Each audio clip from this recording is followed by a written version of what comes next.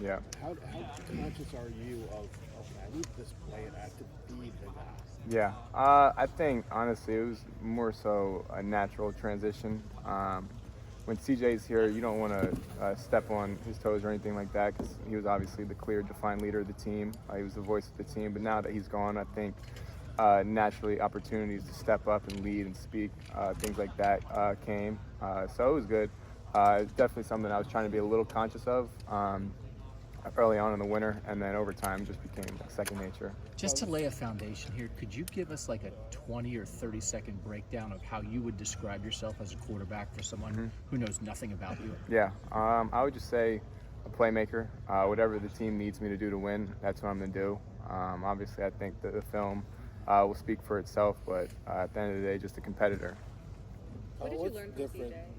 I learned a lot from CJ, on and off the field, physical, mental, everything. And it was interesting, being able to spend my first 2 years with him, and he was great about it, open about everything. If I had a question, there was never any hesitation to ask him.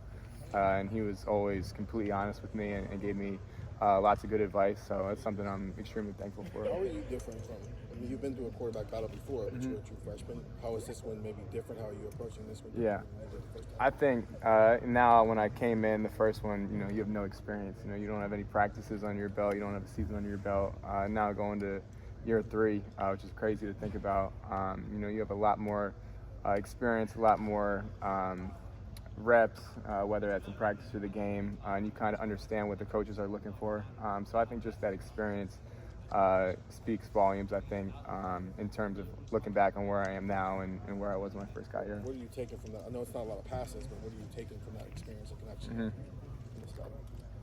Yeah, I think it's a bunch of things, whether it's, leading the team, whether it's, how to manage the game, how to prepare for a game, just things like that. And I think as well just how to prepare for a practice. Obviously it's not going to be the same type of preparation for a game. But there's definitely some preparation that goes into a practice, which when you first get here, you show up to high school practice and you don't really think too much about it. You might not even watch film on it, but now going back, watching the film and refining, so just all things like that. Can you take us through again? CJ gave you some advice. What was one thing that he specifically said to you that you would find helpful? There's a ton. I would say when it comes to just reads, he saw the field really well, and so when it came to different plays and stuff like that that we have in, I think he did a great job of letting me know what he was looking at pre-snap, and then at the snap of the ball, if the defender does this and I'm looking here, but if he goes there I'm looking here, just things like that. And literally in every single play in the playbook, I think he's given me some knowledge about that, so it's good. How can you take us through how you feel in the pocket, making reads, doing that kind of thing, and then how you feel out of the pocket, off platform when the play breaks down? Yeah, I feel great in the pocket. This offseason, I've really been trying to study some guys like Burrow, Mahomes, Justin Herbert, and watching them. You turn on their tape. One thing about them in the pocket, they're always on balance, no matter what's going around them. If they make a quick, sudden movement, they're getting right back on platform. So those things were really good to study, and then come out and get some reps in, just working out and stuff like that. And then in terms of getting outside the pocket, I think that's something I've always been pretty comfortable with, and something obviously I work at a lot. So I think just the two of them, and obviously getting the feel of when are you able to make a move in the pocket, or when do you have to escape in the pocket. I think that's always something the more reps that you get better at. I guess what do you think he wished he would have maybe run a little bit more, used his legs a little bit more. I wonder if that may be something that you might take to heart as you're Yeah. I think, watching the film, you go back, and I think the Georgia game is a great example of when, like I was just talking about, when you have room to, make a move in the pocket and step up and throw, or when do you have to get out and make a play. And I think that was a clinic tape from CJ. So that's something that I've been studying. I think I've watched that game probably 5 to 10 times, something like that, just because there's so many good plays in that game. But yeah, I think definitely when it's there, take it. But then at the same time, with the weapons that we have, wanting to keep my eyes up and get the ball to our playmakers. Do you ever have to remind yourself that as fun as it is to be out of structure and making the crazy off-platform throws, it's way more important to be sound in structure and need to be really good at that in order to be able to get to the Yeah, structure thing? yeah. I mean, I think the off-structure throws are fun to watch, and I mean, you see them all over social media when guys make them. But in order to do that, I think you have to be extremely focused on making the routine throws and having your feet set and being good fundamentally. And then once you have that down, you can build on it to get to those crazy throws. What do you think you do best? What's the one thing when Coach Day says, give me what you want to do? What is that? I don't know if I could put a finger on it, to be honest. I think just being a competitor, I think, is extremely important. And I think, you look at last year, we played some teams that gave us different looks, which require you to run different things. And then, you're going to have a game like Northwestern where you can't really throw the ball that much. And, you have to compete in other ways, whether it's run the ball like CJ did last year. So I don't know if I could really put a finger on it, but I would just say just competing would be the biggest thing. Because Ohio State fans have seen you in very limited action. The Akron game, and then in games last year where you didn't really, they didn't let you turn you loose, put it mildly. Yeah. For Ohio State fans, okay, what's this guy like? What's he do? What's he comfortable doing? What would you say about that? I guess time will tell, to be honest. I could sit up here and say, what I want to do and what I want to accomplish, but at the end of the day, I think the film will speak for itself when that time comes. Kyle, I don't mean to belabor the point, but how would you evaluate that part of the mobility part of your game? How comfortable are you with it? How good do you think you can handle that if you have to? Yeah, I think once I got to college, I think you realize that, in order to play at this level, you have to be a good athlete. And so that's one of the things with Coach Mick and his staff I've been focusing on, just speed and agility. And it's not necessarily, how fast is your 40 time. I think a lot of it is, how quickly can you, take a hard reset and get back on platform, or can you evade the rush and get outside the pocket and extend the play. So just working in ways like that, I think, have been a pivotal point of my training, and I think Coach Mick and his staff have done a great job of that. I know that you don't pay any attention to this, but outside, it's like the perception is Devin can do all those things, and then you are the pocket passer. If you've paid any attention to that, does that annoy you? Do you think that you don't get enough credit for what you could do athletically? No, I mean, it is what it is. I mean, I think you saw it with CJ. I mean, they'll say anything, and I think CJ did a good job of just letting it roll off his back. So if that's one thing I'll take from CJ, just they can say whatever. It is what it is. You brought up the Georgia game, and you said you've watched that game multiple times at this point, and it felt like that aspect, the off-platform stuff, the run element was maybe more emphasized in that game than any other game CJ played here. Yeah. Has that become a more emphasized in the room just because of how that game played out, or is that game why you felt like that needed to be a bigger part of what you're doing? I think going into that game, we knew that that's what type of game it was going to be. They had a great D-line. So when the pocket was clean, great, just do what we do. But, I think there were multiple plays where, things weren't perfect, and he scrambled out and made, I think he had 2 touchdowns on the run, if I'm not mistaken, and then had a few big runs. So I think it really is the flow of the game. But going into that week, I think we had a pretty good idea that he was going to have to do some stuff like that, which he did, obviously.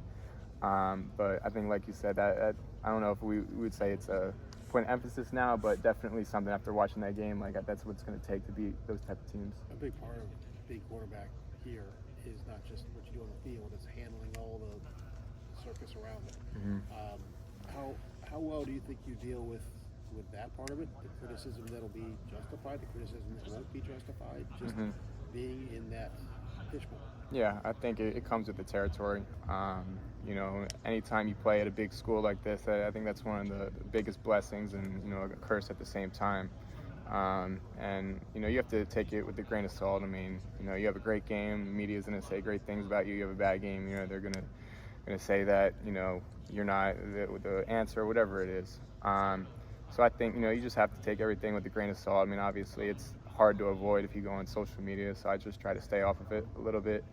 And I think, you just have to, at the end of the day, remind yourself, don't get too high, don't get too low, just stay steady in the boat. Kyle, two of the three starting receivers from last year, presumably going to start again this year, are out for the spring. So as you're trying to prove that you're the best quarterback on the roster, but, in a way, the starting wide receivers aren't the guys that you're throwing to right now. How do you kind of kind of compartmentalize that in your brain? Yeah, I think for me, we're really deep at receiver. I think that's one of the deepest positions we have on this team, and I think the young guys are stepping up quite nicely, which is good, honestly. I mean, we know what Mech and Julian can both bring to the table. I think it gives other guys a chance to step up and make some plays, and already on the first day they've shown that they can. But I've been throwing with all the guys all off season, so I think we really haven't missed a beat. And the first day it was really good. They went out and made some good plays. Kyle, how much have you dreamt about teaming up with Marvin again now in 2023? Yeah, I mean, it was funny when we first started playing with each other, my sophomore year of high school. I mean, it's something that we always talked about, and obviously it's crazy the way everything worked itself out, us both being here, and I'm definitely excited to be able to play with him. I mean, I didn't get a lot of reps with him last year just because he was going with the ones with CJ. But the chemistry is definitely still there. I throw with him a bunch. It's my best friend. It's funny, I tell him if I was athletic enough to play DB, I'd be able to lock him down because I know all of his moves, which he laughs at. But no, it's good. I mean, it's always fun to play with a guy like that, his caliber, and as well as your best friend. So what's changed about his game just in the last couple of years that you've noticed now throwing to him regularly again? Yeah, it's funny looking back. I remember we watched, I think it was his sophomore year high school tape, and he was obviously a great receiver then, but just got bigger, stronger, faster, quicker. I think his football IQ is at the next level now, and it's funny, like talking to him, I think he sees the field like a quarterback, which is something that not a lot of guys that I've played with have had. And after a play, go back and talking to him. I mean, he knows what I'm seeing, and I think that helps with him getting open. And I think that has really allowed him to take his game to the next level. I mean, obviously on top of his work ethic. How cool is to have a guy with that kind of catch radius, though? I mean, the way. Yeah, I mean, if it's not just him. It's like. Yeah, you just put it in his area code, and he's gonna go get it. But I mean, that's something that he's been doing since high school. Yeah. So I think everybody else is surprised but me. You have a start and a win under your belt, I think, right? Yeah. Yeah. Mm-hmm. What kind of leg up does that give you, do you think, just realistically in this race? Yeah.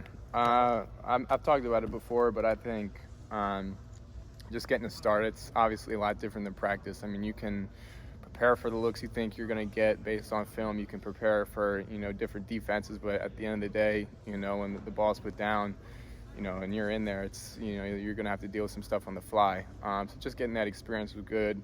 Making some good plays, making some bad plays, and learning from it, I think really helped me, especially at that point, so early in my career. I think, it's very important experience to get. Kyle, how much of deal with when you deal with a QB competition, you guys are obviously great friends, but you're going for one job. How is that mentally? How do you guys interact off the field and with the competition? No, I mean, me and Devin are really close. We're really close, and I think, we both know what it is. But I think that's the beauty of it. I think, all off season we've been pushing each other, which is good.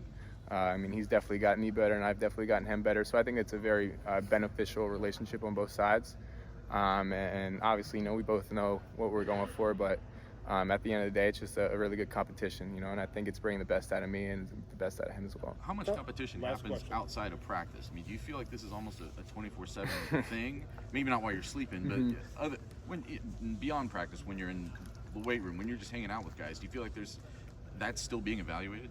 I don't know. I mean, I wouldn't think of it like that. I think, if we're in the weight room, we're out here, we're going to be competing with each other. We're competing each other last year, even though there wasn't a job on the line. I mean, that's just always how it's going to be, especially at a place like this where it's highly competitive in every area. But like I said, I think, we're definitely bringing the best out of each other, which is good. And that's what you want at the end of the day. I mean, you don't want to be handed anything. You want to have to be able to work for it. And I think, we both understand that. And I think, it's honestly brought us closer. All right, thank you, Kyle. Yeah, appreciate it. Thanks, man. Thanks, Kyle.